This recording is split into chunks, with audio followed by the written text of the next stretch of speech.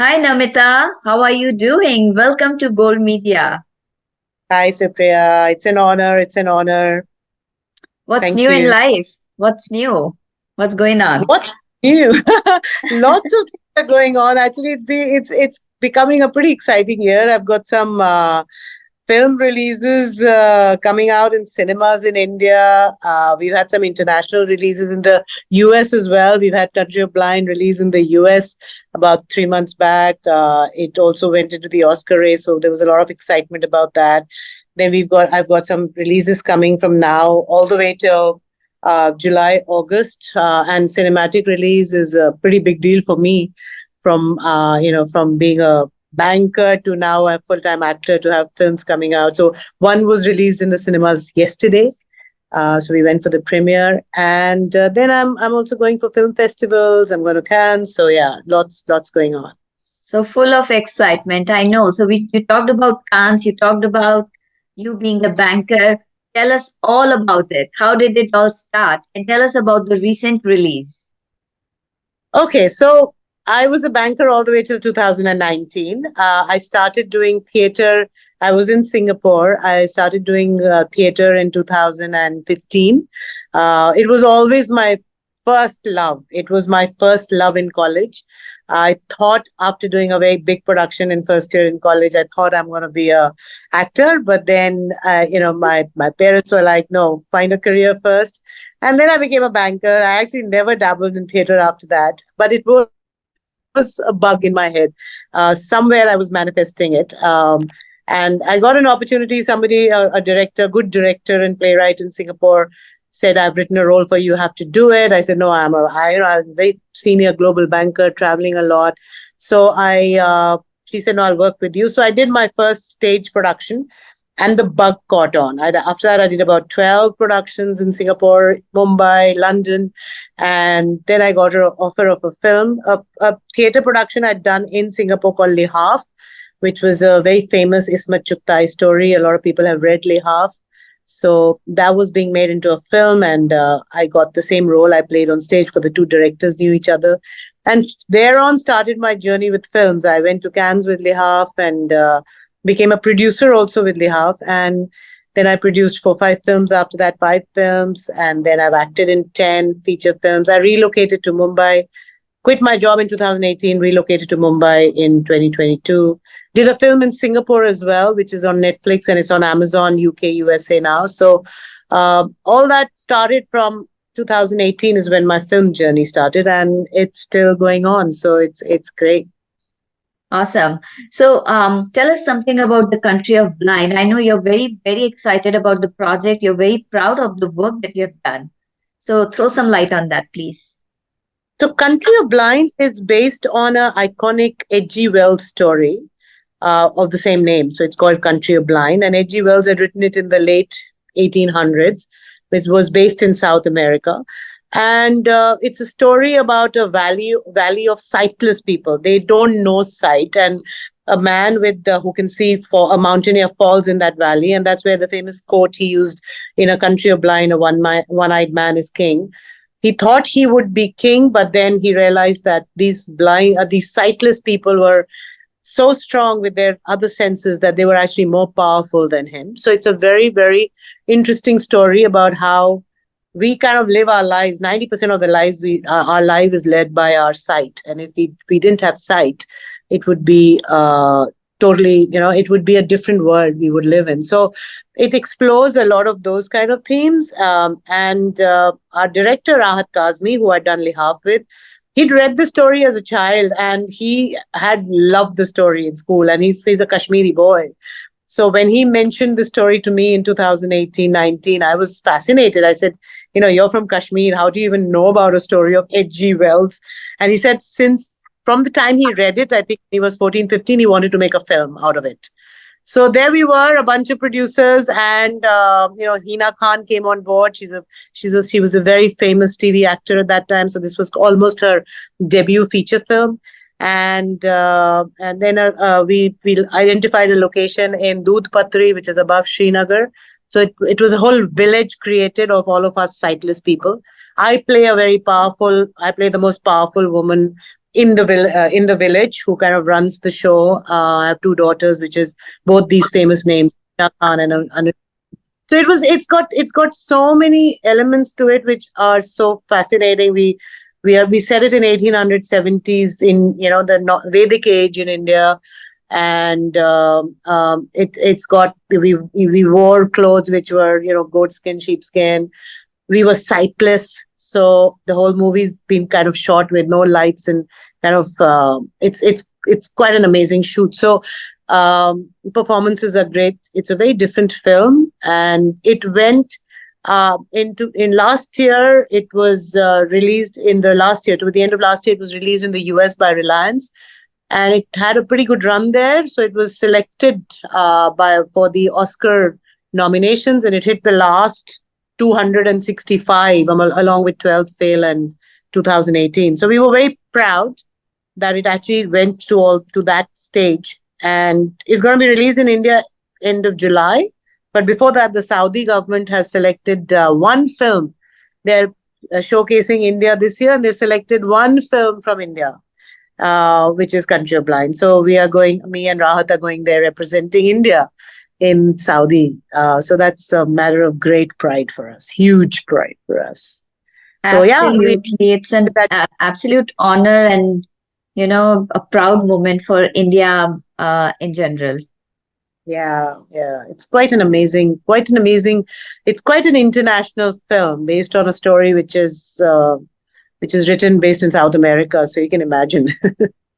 Well, congratulations, Namita, on Country of the Blind. Anticipation is building. I'm pretty sure the film is going to do great. So you talked about Hina Khan. How was your experience working with her? She herself is so popular and so sought after. Yes. So she'd just come out of TV. So this was all, as I said, it was almost her first feature film she was doing. And I was very amazed at the amount of effort she was putting in the character. And this is not an easy role to play. First of all, we were playing sightless. So we had to do a pretty intense workshop in that very, very tough location. We were in Dudhpatri, staying in a very small motel because there are no hotels there. Nobody can really get to that place. It was absolute barren jungle. So it was pretty difficult, tough stay. We were there for a month. We had costumes which were crazy. It was cold, and it was a thing with no makeup. Whatever she was used to in the TV world, this was a complete contrast to that for her. And she put in a lot of effort to develop her character, do the workshop with us. So I was very, very impressed with her work ethic. So that was very good experience. Very nice. So tell us about your experience with Made in Heaven. I know you're very proud of that project as well. Yeah, I did 2 web series last year. I said I got lucky because I did, auditions. When you come to Mumbai, you do auditions. I don't know anybody in the industry, so it's just an audition. And I got the 2 web series I auditioned for. One was Made in Heaven, one was The Trial with Kajol. And so I got to both of them. So Made in Heaven was great. I was auditioned for a smaller role. And then when they saw my audition, they gave me a pretty significant role. So in one of the episodes, I think it's the episode 5 or 7, I'm with Mona Singh and Vijay Raz, and there's a confrontation scene, which became actually quite, that scene was put on Instagram by a lot of critics because it talks about, I play a mother who's protective about her son, who's put out a fake video. And so I'm fighting about that. And so they had put up this scene. So many people put up that scene. So Made in Heaven, everybody's anyway doing small roles. So this was a pretty significant one. So for me to come from Singapore and come here and get into sets and it was directed by Neeraj Gevan, who's the director of Masan. So when I heard that the director is Neeraj and I'm going to be with Mona Singh and Vijay Raz, I was like, oh my God. But it was a great experience, and I came through. Same with Kajol and Kubra in Trial. It's quite something. Opportunity. Yeah, crazy opportunity. Very exciting. Very unnerving. But I came through. So Namita, you come on board with an intense theater experience as well, right? What is the What are some of the differences that you find between theater and then the mainstream craft? So theater, uh, I think, is a great building ground for films, and the reason I say that is from the perspective of its strengths. The amount of work you do on characters in theater is quite intense. So from building a backstory to understanding the character, because when you go on stage, you are in the character. You don't have time to think about it or whatever. You've done 500, 100 to 500 rehearsals. So when you go on stage, from that moment, you're in the moment and in real time. And that's what films require for you to, when the camera says action, when the director says action, it wants you to switch into this character in real time. So for a character in front of you in cinema or theater, there's no past or future. There is what you're seeing in real time. So for that, film people have to work a lot on character. And I think theater teaches you, even if I do very small roles, I'm still thinking of how I move out of Namita Lal and move into that character. And in that moment, I am that character, and that's it. And it's truthfully playing that character. So that discipline comes from theater. Of course, from between films and theater, you have to tone down your projection and your acting a lot. And that's what when I did Lihaaf, Rahat told me that you just don't act, don't project, don't act. And so I said, okay, I'll start from zero, and then you tell me 1, 2, 3, 4 how you want to lift up. So uh, theater people can't be theatrical because the camera reads your mind, so you don't need to be theatrical, but you still have to work on that character. And I think theater people do spend a lot more time, if not time, but at least mental time to think about the character. So that's, I think, an advantage. All right, very insightful and interesting, Namita. So, on that note, are you up for a quick rapid fire with us? Oh, yeah, sure. Okay, fire As it long as away, it's right? kind, be kind. Problem. Your favorite movie genre? My favorite movie genre is human dramas. Your all-time favorite movie, one old and one new. One all-time favorite movie would be, which I go and I watch again and again, is, so many of them, but okay. The fun one would be Satya Pe Satta.